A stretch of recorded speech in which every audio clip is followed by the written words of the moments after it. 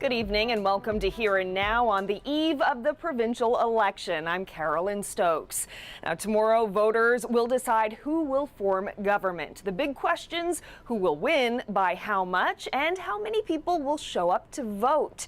Here and Now's Katie Breen is in Corner Brook tonight, and that's where Liberal leader Dwight Ball will be tomorrow night. So Katie, how much has changed for the Liberals since the last election?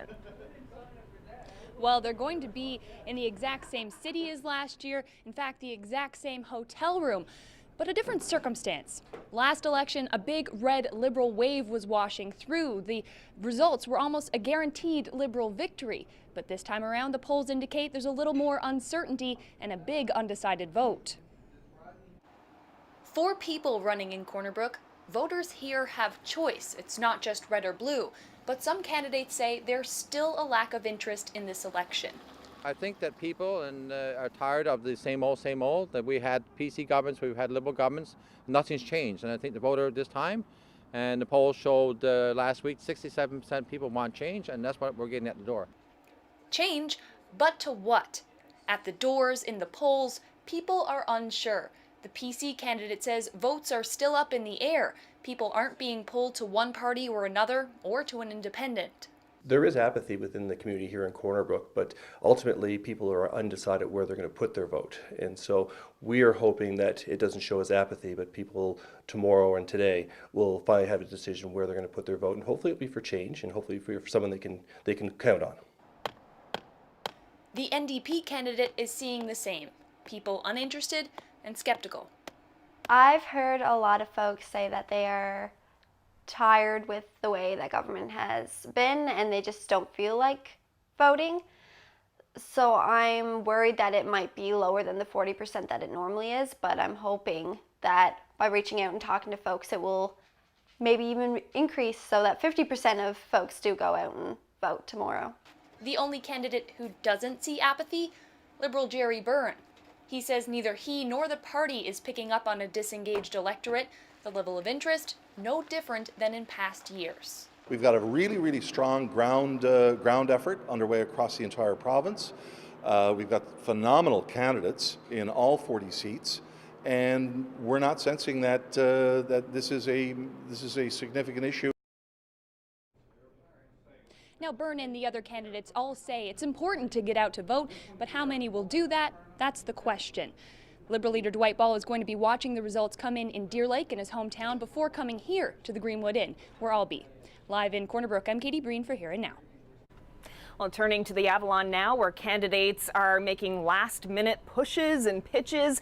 With just 26 hours to go, they're rushing to win over as many voters as possible. Here and Now's Garrett Berry reports. Today is what we like to call E-1. This is the last day before Election Day. Can you feel it? It's kind of tingly. It really is. I'm very excited, and I feel the energy in the room. I feel that this change is happening. The last minutes of play. If you're coming from behind, is it too late? We already have somebody voted. What do you think? They voted for you? I was afraid to ask. But another door, another story, and some hope.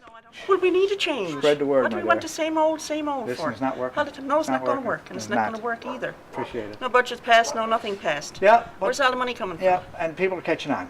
In St. John's Centre, he'll answer the phones. He'll do it all. They want to see me, they want to talk to me and have me answer the questions for them. So absolutely tomorrow I'll be picking up residents. And while he's out, this place will be buzzing. All of our volunteers will come in, they'll set up. There will be team leaders that will be set up in the center of the headquarters. We have our volunteers that will be driving as well. So these workstations are extremely important in executing a get out the vote. And tomorrow night, it's this place that will be buzzing. PC leader Ches Crosby will be speaking to the crowd here on the stage that's still to be constructed there behind me. They're hoping supporters fill this room. Preparations are well underway for what could be an historic election night. Reporting live for Here Now, I'm Garrett Berry in St. John's.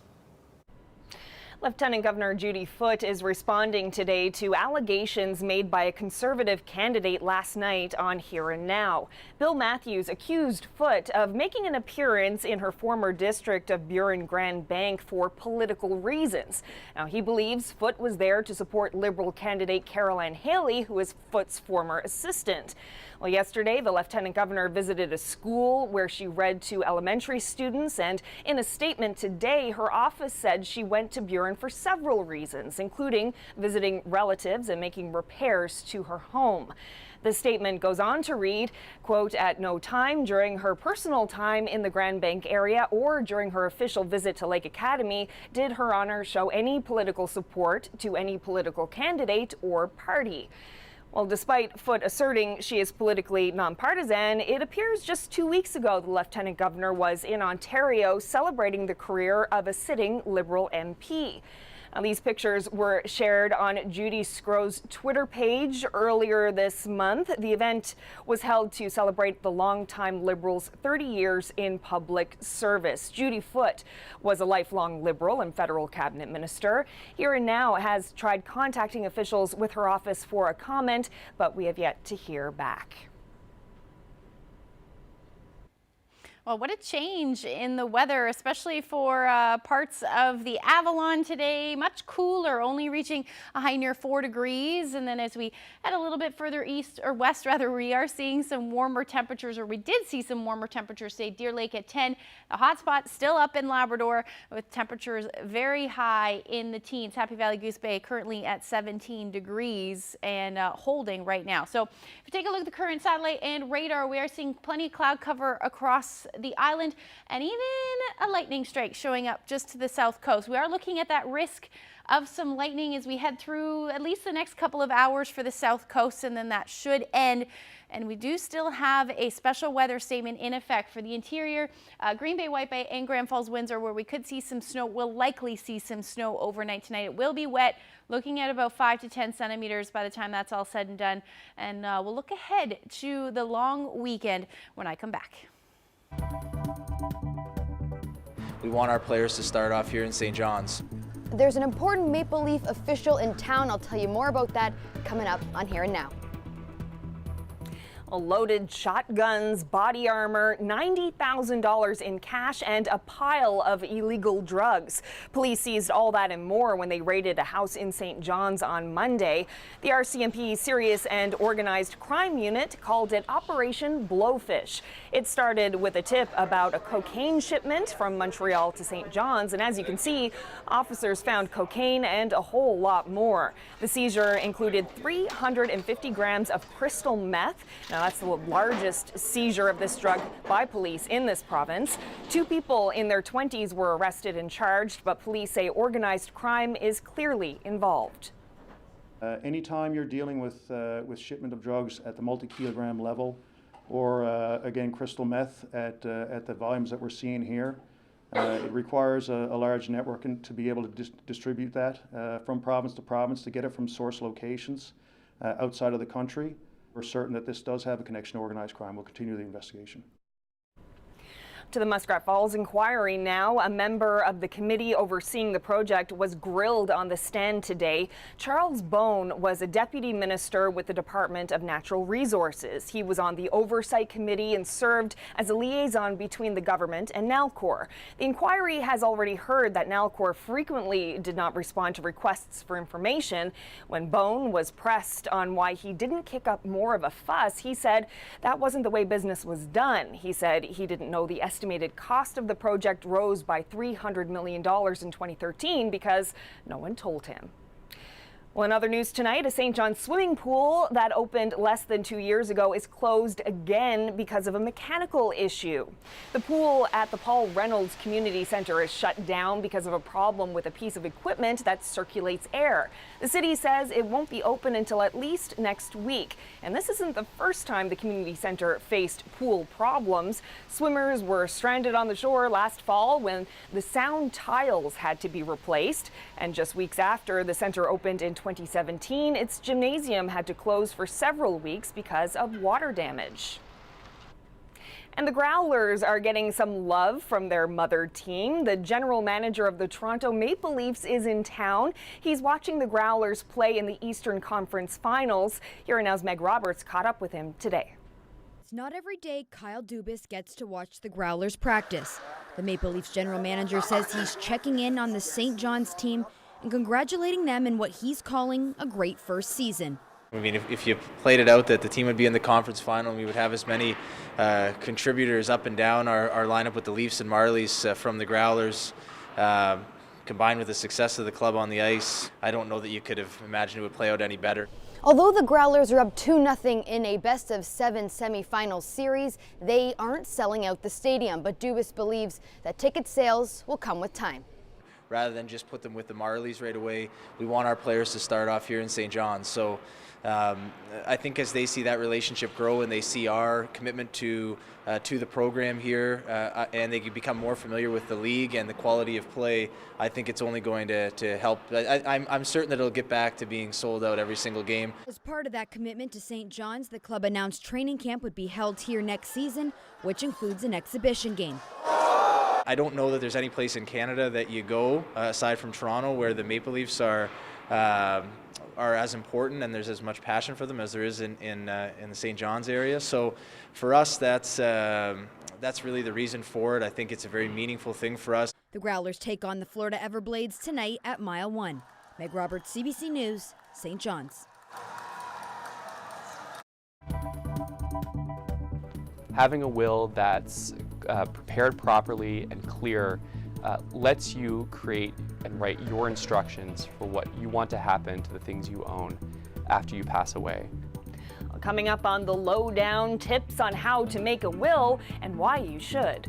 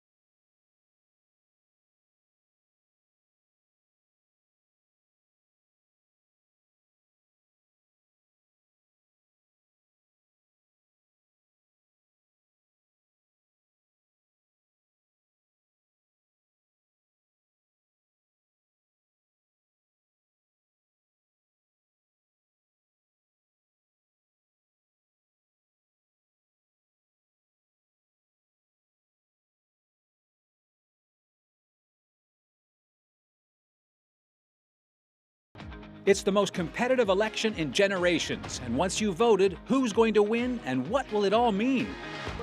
The CBC NL election desk breaks down the results fast as they come in. Live reports from across the island and Labrador. Analysis of what you, the voter, decides on election night, May 16th. For the most in-depth coverage of election 2019, turn to CBC NL. It all starts at 6 p.m. Island time and will stay with you on the air until you choose the next government. NL Votes 2019. This weather update is brought to you by the Healthcare Foundation Home Lottery. Order your tickets now at hcfhomelottery.ca. Well, did you happen to catch the sunset last night? I went out and about, and I went up to Signal Hill, caught this sunset, absolutely beautiful, and then checked today. Of course, we got a number of beautiful photos that you sent us.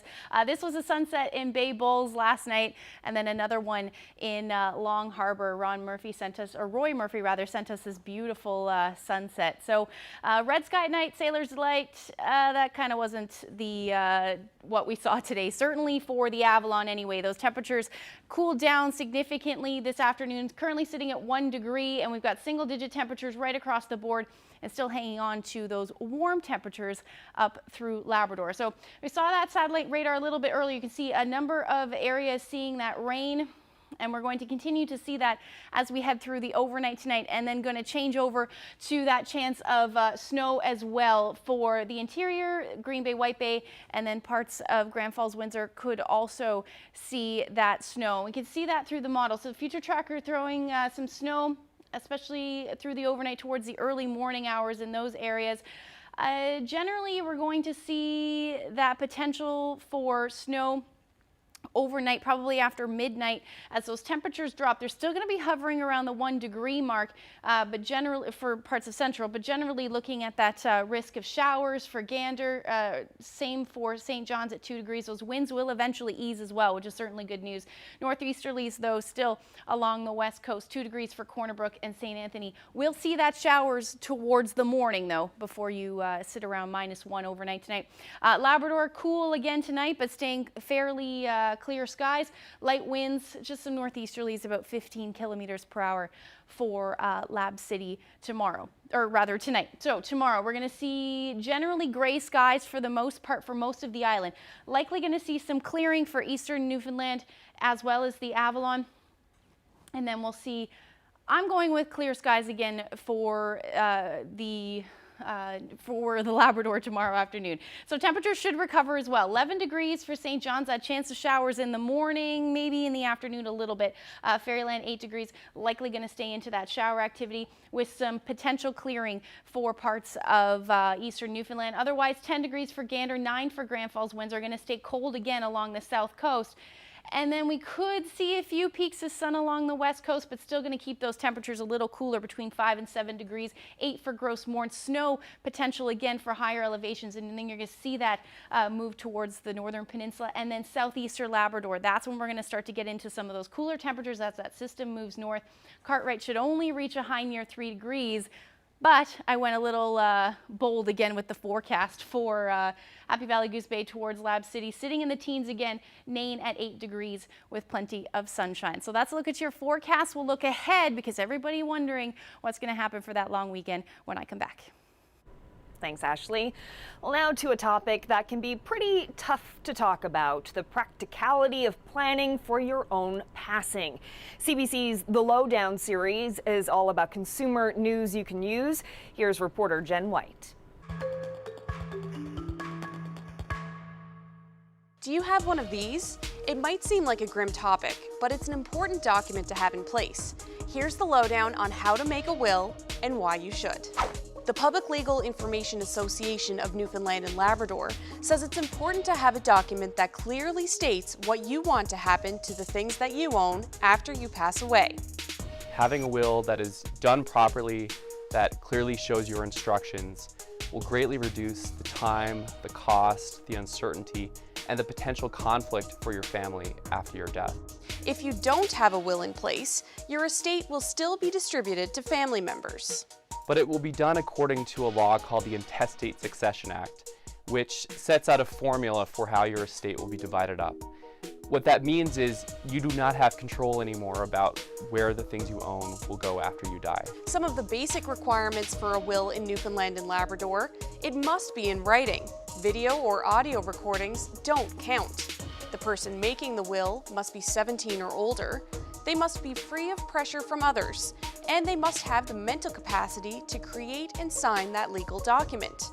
The will has to be signed by the person making it, and it needs to be witnessed by 2 people who aren't named as beneficiaries. There's no requirement that a lawyer be involved in making a will or signing your will or witnessing your will. But should a person consider getting legal advice when making your will? Absolutely. When you're making a will, it's also important to think about who to choose as the executor. That's the person who will take on the responsibility of managing your estate and carrying out your wishes. It's a big responsibility and can be a lot of time and effort for the executor. O'Shea suggests if you're going to make a will, also consider making an enduring power of attorney, someone who will be in charge of your legal and financial matters if you lose the mental ability to do it yourself. And he suggests creating an advance healthcare directive to name a substitute decision maker and list instructions about treatments and procedures, like do not resuscitate orders. All 3 of these documents help us plan ahead for the future when we will no longer have control over certain decisions in our life.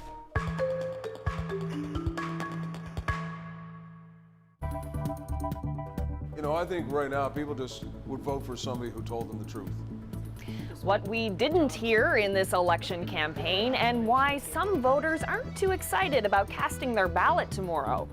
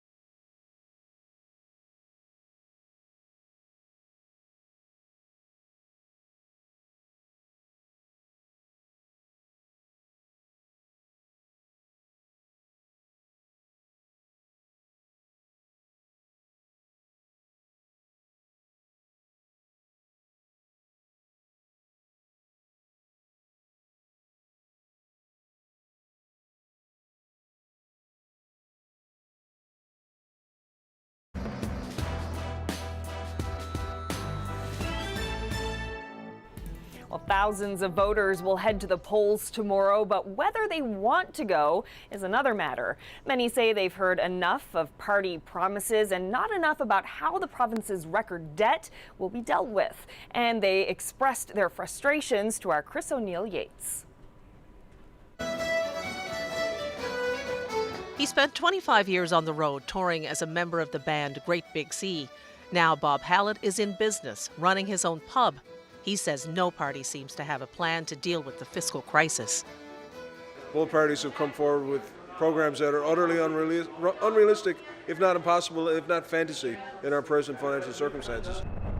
Once a fishing economy, now replaced by oil. So as oil goes, so does the economy, and it's a bleak outlook. First thing you have to recognize is that you're sick and you have to take medicine. Where our political class are still hoping somehow to maintain the status quo, and that somehow if we all put our heads in the sand, this will all go away. It's enough that people don't believe that they're going to be able to stay here, and that's tragic. Jobs and the economy are the top concerns in this election, especially for young people. But I think that people are concerned, but they don't think any of the parties have a real solution. And they think that all of the parties are kind of phony. It takes an average of 14 years in Newfoundland and Labrador for people to be able to pay off their student loans. That kind of delays everything else that people want to do, like starting a family or buying a house. Laurie Leotes ran unsuccessfully for the Liberal nomination in St. John's Centre. She found voters were angry. We've got a populace that's more educated than ever, more literate than ever, and got constant access to information on politics online. So I think that is the source of a lot of the anger that's out there right now. All parties are battling the prospect of low voter turnout. I've been on the doors in elections, for about 20 years now, and the one thing that really stuck out this election was the concept that we've got 4 parties and no one to vote for. What's missing is coming clean with voters about the financial reality the province faces, says Badcock. Be realistic. Be real. This is what's happening in the province. But then tell us how you're going to solve it. I want this to work. I'm fully invested in this place, in this town, in this province. There is a way forward, but it's not where we're going right now. With so much discontent, Hallett believes the time has come for politicians of all stripes to change the tune. Chris O'Neill Yates, CBC News, St. John's. So some pretty strong opinions from voters there. So let's hear some more, starting again with Bob Hallett. One of the problems right now is the government from all parties saying, don't worry about it, it's going to be fine. But, everyone in Newfoundland can also read the article right next to that says, whoa, another $13 billion in debt. We got debt servicing is going to be $800 million a year. Rate mitigation means taking $300 or $400 million out of the provincial budget that we don't have now. So every promise looks completely bogus, and the voters are left scratching their heads going, are these people reading the same stuff I am? Like, where are we going to get money for a new mental hospital and a new prison when we can barely afford to pay for what we have now? And next year we got this other big pile of money we got to come up with to keep electricity rates from going through the roof. So there's this huge gap between reality and expectation. I think there's public dissatisfaction with the fact that a governing party can call an election anytime that it wants to, and it can wait to get the polls that it wants to see. It can wait for the polls to say, okay, we're going to get 21 seats, let's go now. And there's dissatisfaction with using the purse strings right before an election. And we saw news stories about that as soon as the election was called. We saw social media blow up over that as soon as the election was called. I don't know if people feel like elections ever speak to them. And maybe it is different because the province feels so dreary. It feels like the province is already drained and election campaign just feels more draining. But I think that people are concerned, but they don't think any of the parties have a real solution. And they think that all of the parties are kind of phony. They think that all of the parties just want to get elected again. And I think that's what they're seeing. If you look at the 2 main parties, I think they think the PCs gave them Muskrat Falls and are just trying to squirm their way out of it. And I think they think the Liberals are trying to squirm their way out of, the 2016 budget and these things that they brought down in their previous mandate. I think right now people just would vote for somebody who told them the truth. And even if the outcome was bleak and said, look, we've got to take this horrible medicine now, we've got to drink this Buckley's, but down the road you'll feel better. Rather than, don't worry about it, trust us. Because the outcome from the Muskrat Falls inquiry is that trusting politicians has been really, really bad for Newfoundland. I mean, I think people know that the coffers are empty. I think they want red books and they want blue books, and they want a costed platform. What they don't want is someone parachuting into a district and saying, if we win, you will get this service. They particularly don't want to see that with health care. I think, there's a lot of talk out there right now about the need for healthcare reform. And, we can't be buying off districts with healthcare services because it means we don't have a good healthcare system overall that's strategically planned. You need to start listening to young people. You need to start listening to people who are concerned, and you need to start listening to science and really starting to make a strong stand to fight climate change. These three teenagers say climate change is the most important issue of our time. So what do they want the next provincial government to do about it? That's ahead on Undecided.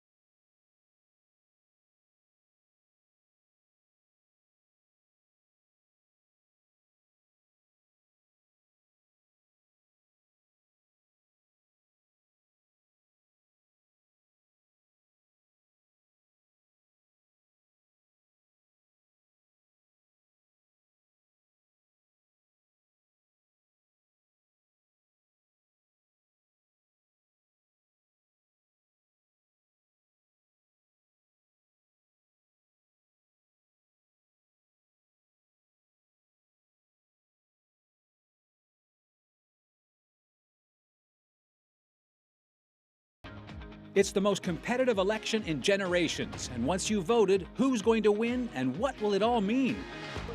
The CBC NL election desk breaks down the results fast as they come in. Live reports from across the island and Labrador. Analysis of what you, the voter, decides on election night, May 16th. For the most in-depth coverage of election 2019, turn to CBC NL.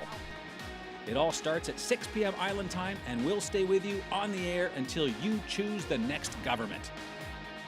NL Votes 2019.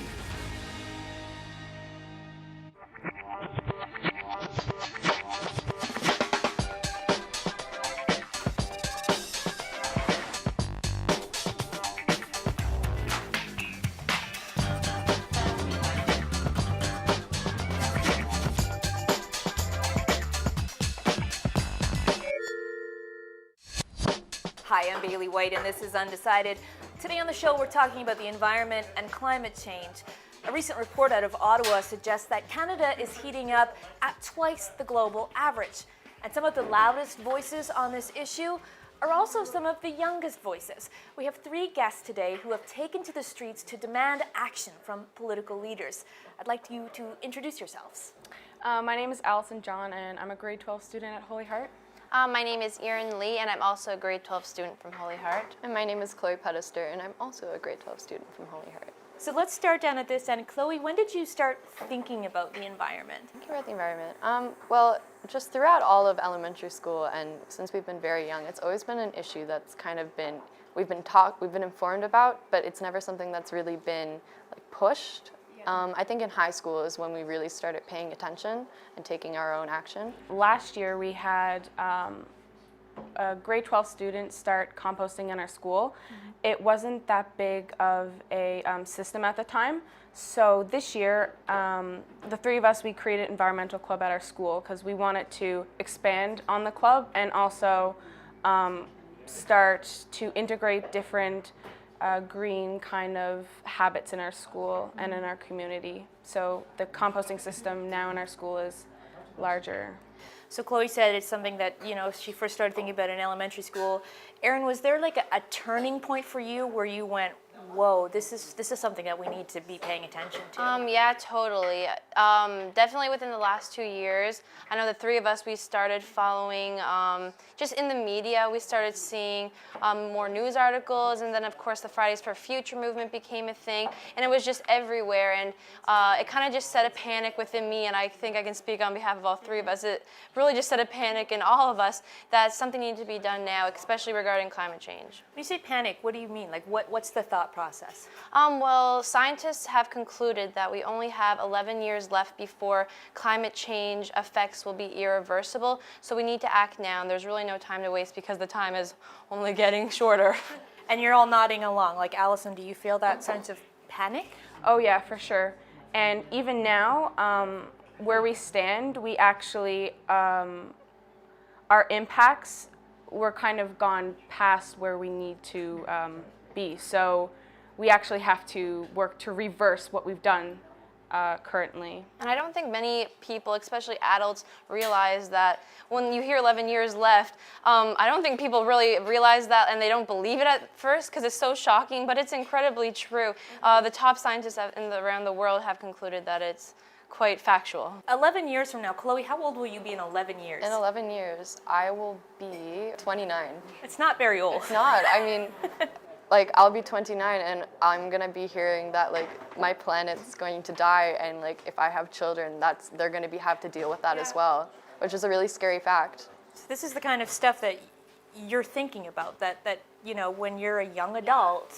Absolutely. Like, when I'm 29, I'll be starting a career, and that's just so scary to think about. That's going to be happening around me if we don't make changes. Yeah, and especially in Newfoundland, we're definitely more lucky here. Like, of course, we're seeing the effects of climate change. Our weather is definitely dynamic.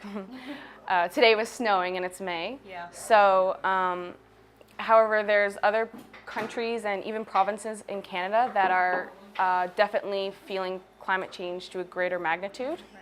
And Greta Thunberg, the founder of Fridays for Future, she puts it into a metaphor of we should be treating this as if our house is on fire. And because we're taught if your house is on fire, you get out and you can deal with the rest later. And I don't think our government is treating this situation as so. So it's definitely something to consider. Fair to say that you three would agree that adults are not taking this seriously enough? Absolutely. Most certainly. So, yeah. I mean, there's obviously exceptions, but I think on a whole, it's not being taken seriously. So we're coming up to a provincial election. What do you want to see from provincial leaders, Chloe? I want to see climate action now. That's something we've been promoting a lot recently. We want them to start making direct addresses to what their parties are going to be doing to combat climate change, instead of just saying, we support this, like, we're going to help you fight. We want to hear what they have to do.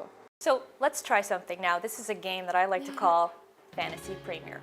Fantasy Premier works like this. What I want to know is sort of like, almost like a blind date, but nothing weird. Just what's your dream leader? What does a great leader have, and what would you like to see? Allison? I'm going to say someone who's going to listen to people. And when I say people, that includes youth.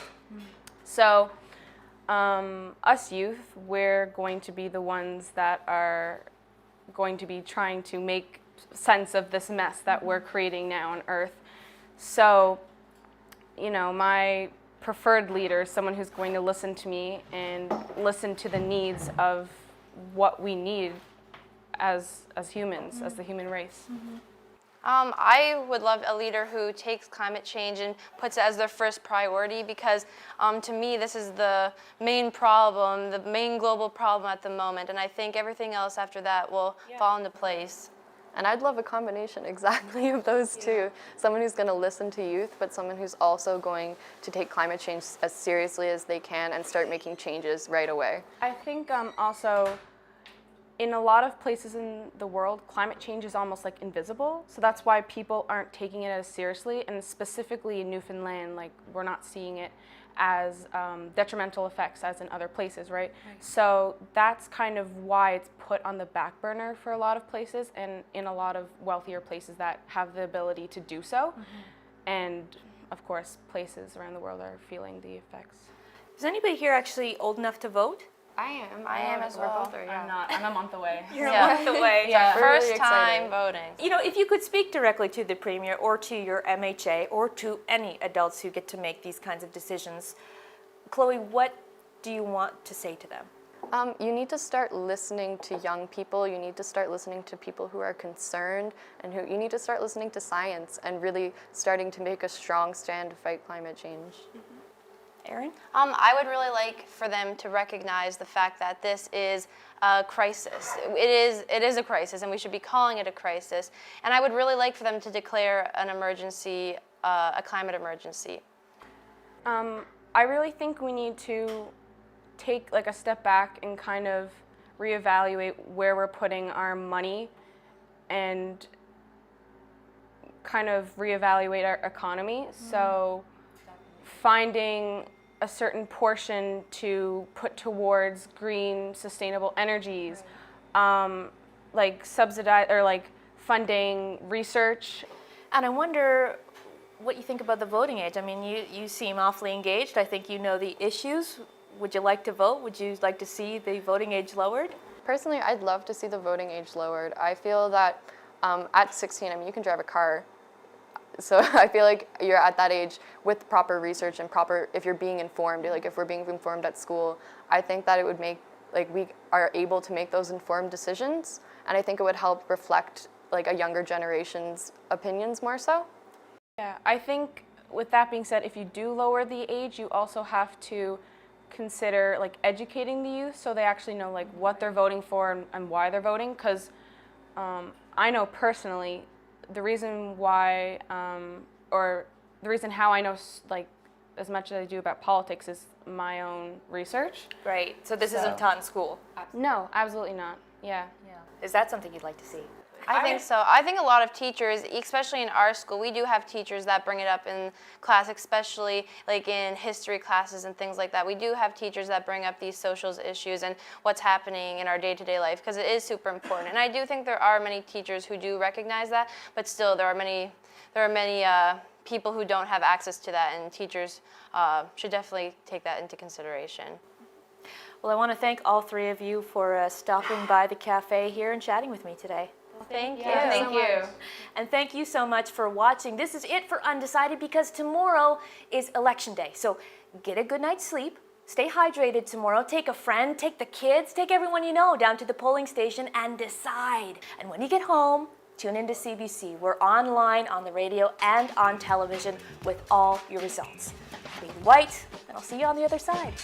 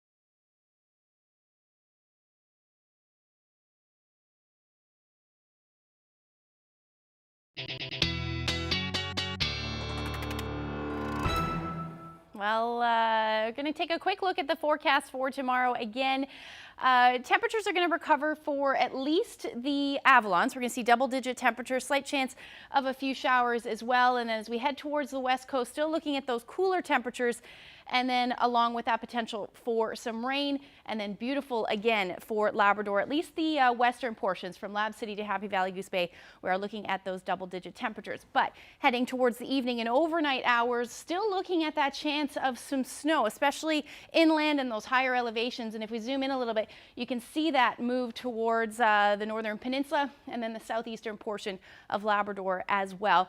Now, as far as the forecast goes up through Labrador, I'm going to keep it generally clear for the most part. Going to continue to stay unsettled for most of the west coast on Friday. And then for eastern Newfoundland, the first half of the day could see some clearing skies, and then we'll see some cloud cover move in and that potential for rain late day. But temperatures, because of those clear skies, should reach the double digits. So 12 degrees in St. John's as we head towards central, Grand Falls, Windsor, 11. Along the west coast, again, keeping it a little bit cooler, between 4 and 6 degrees, cooler up through the northern peninsula as well, and then the southeastern portion of Labrador. Otherwise, 10 degrees for Happy Valley Goose Bay, 9 in Lab City, and then still those single-digit temperatures for Nain. Now, looking ahead towards the weekend, it doesn't look great, but it also doesn't look like a complete washout, at least through the day on Saturday. We could see some peaks of sun before the next system rolls in. Now, not great agreement on this. If that tracks a little bit further south, we could see more showers instead of periods of rain through the day, especially for the Avalon. Sunday afternoon does look like it should clear out, but we're going to stay unsettled up through Labrador into the afternoon, and that system will stay offshore, it looks like, but still unsettled through the day on Monday. But again, not a complete washout, so peaks of sun at times through the afternoon. Now, here's the next 5 days, putting some numbers to it. Double digits right through Saturday. Will drop with those temperatures. Sunday looks like only 4 degrees, with again that chance of showers, maybe a few peaks of sun. And then into Monday, we're looking at temperatures around 8 degrees. Heading towards central, temperatures generally cooler tomorrow, 9 degrees, double digits to start off the weekend on Saturday, but generally gray. It looks like 7 on Sunday and 11 for your Monday temperature. Now, for western Newfoundland, temperatures sitting between 7 and 6 degrees, and as I mentioned, or between 6 and 7 degrees rather, as I mentioned, overnight we could see some snow, especially in the higher elevations, and then through Saturday and Sunday, double digits, but generally gray. Sunshine, it looks like on Monday, should reach a high near 12 degrees. Those overnight lows sitting in the single digits, hovering around the 0 degree mark actually. For eastern Labrador, another lovely day tomorrow, keeping those temperatures around 12 degrees, 10 for Friday. I've kept these temperatures quite warm into next week. Again, not a great agreement right now, so this could change, but let's say 14 degrees for Monday and plenty of sunshine. And then for western Labrador as well, chance of showers slightly on Friday with a few cloudy periods, but still seeing those temperatures around 9 degrees. And then heading towards Monday, between 8 and 11 degrees. So not too bad as far as that forecast goes, but when I come back, we'll have a look at a beautiful weather photo.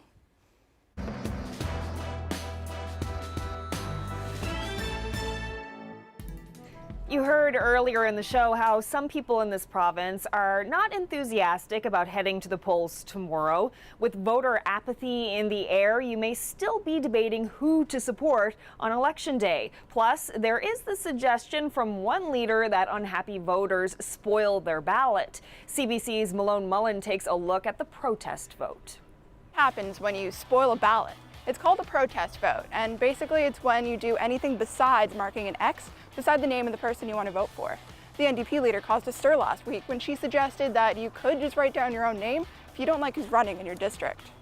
But with this short campaign, a lot of districts might be missing candidates from some parties. So what do you do when you don't want to vote for any of them? You could just stay home. If the last election is any guide, almost half of eligible voters will do just that. Or you could enter a blank ballot. Write down your grievances, make a paper airplane, anything besides vote, and drop it in the box. Almost 900 people did that in 2015. But does it have any political consequences, or are you better off just picking the lesser of two evils? It's hard to know what to do. That's why we asked Kelly Bliduc for advice. He teaches politics at Memorial University. He told us that you don't have to vote at all to be politically engaged. Marking one ballot, given the thousands of people who vote, doesn't make as much of a difference as joining a party, going door to door, or running for office yourself. What's more, we asked Elections NL about spoiled votes. They call them rejected ballots and say from their perspective, they don't have any political consequence. Election officials don't do anything with them. They're just counted and put aside. So while the emphasis on getting up and going to the polls and messing up a ballot, all for an act of defiance that nobody will ever hear about, well, Kelly says it's smart for politicians to encourage it. That's because someone who votes is likely to keep voting, even if it's in an act of protest. And one day, it might be for them. There you go. Well, turning now to international news. A first today in Sweden, where a trucking company has sent a massive driverless vehicle out on a public test drive. You can see we don't have any cab and we don't have any driver in the vehicle, so it's actually the first transport vehicle that are built and developed for purely autonomous electric. The T-Pod looks like a Star Wars cargo ship fueled by electricity. The carrier was monitored closely as it made its way up the highway. This is the first time it's been allowed out without a backup driver and is only allowed to travel 5 kilometers an hour. The company hopes to have 200 on the road in the next year. A spokesperson calls today's delivery a giant step for electric, driverless transport. Well, if you think paying $3 for a fancy coffee is crazy, you are not going to believe what some people in California are willing to pay. I will definitely pay a premium for coffee, but $75 probably not going to be happening for one cup. Maybe I have a friend who's really generous who wants to make it worth it for me to find out. That's what I'm hoping for. Yes, a U.S. coffee shop is pumping out a special brew that will set you back a whopping $100 a cup. The beans from Ethiopia won top prize at a Panama coffee competition, and at $800 a pound, they set a record for price. And it reportedly tastes like tea. Go figure. Well, back here in Canada, you're about to meet a precocious musician from Manitoba. His name is Atlas Axel, and in 4 short years, he's managed to carve out quite the reputation. Here's Marjorie Dohouse with that story. Atlas Axel Galvin is only 4 years old. But at this ripe old age, he is already a drumming veteran. I like songs. I like banging on them. Atlas has been playing before he could walk or talk. He got his first set of drums at just 2 years old, and over the years, he's only sharpened his skills. I think it had to do with the fact that we had music kind of playing a lot in the house and in the car. Tyler Deva is Atlas's dad and bandmate. Deva says he noticed his son's talent early on. He would often just kind of follow along and play on his lap. And then in the house at his tray, he would play with his spoon and fork or whatever he had in his hands. Their band is Crystal Calibration, and they've performed at open mics around Winnipeg. Father and son spend time every day learning new original songs and rehearsing covers from some of Atlas's favorite bands like Smashing Pumpkins, Foo Fighters, and Imagine Dragons. It's open mic night at a Winnipeg event center. Atlas is standing in the wings, getting ready to hit the stage after the house band finishes their set.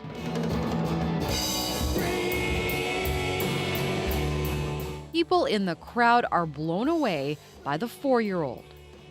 Fantastic, 4 years old. Like how, I can't even believe like how much practicing has he done. I just think he's a limitless being that's just has such an ability to learn. When I get bigger, I'm gonna be on stage with Dave Grohl. Maybe one day rock stars like Dave Grohl will have to share a stage with him. Marjorie Dowhouse, CBC News, Winnipeg. Can't stop thinking about that $100 coffee, but you know what I would pay $100 for is this scene of this weather photo. Beautiful shot there. High surf too, so that should give you some clue, maybe?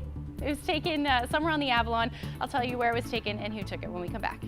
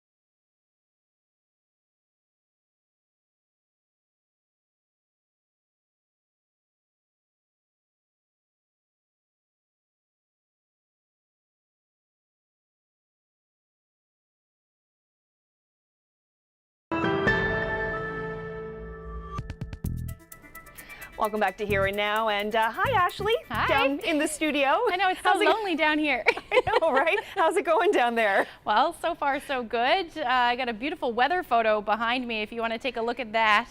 Yeah. Absolutely gorgeous.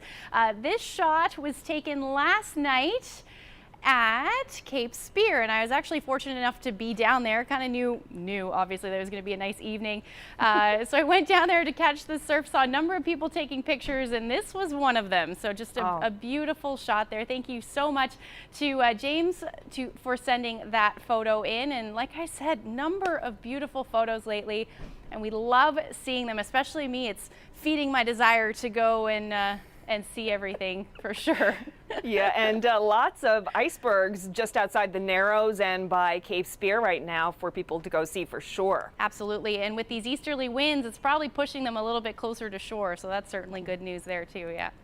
All right. Well, Ashley, I'm looking forward to being back in studio with you tomorrow and on Friday. If anyone at home doesn't know, the reason why we have this set up is because we've been preparing for Election Day tomorrow. So before we leave you tonight, just a reminder that our election coverage starts tomorrow night on Here and Now at 6 p.m. Newfoundland time, and we'll be staying on the air until it's all over. That's on TV, on radio, and online. We'll be streaming on our webpage, cbc.ca/NL, and on the CBC NL YouTube channel. You can also find us on Facebook starting at 7 p.m. Newfoundland time. We'll hope to see you then. Good night, everyone.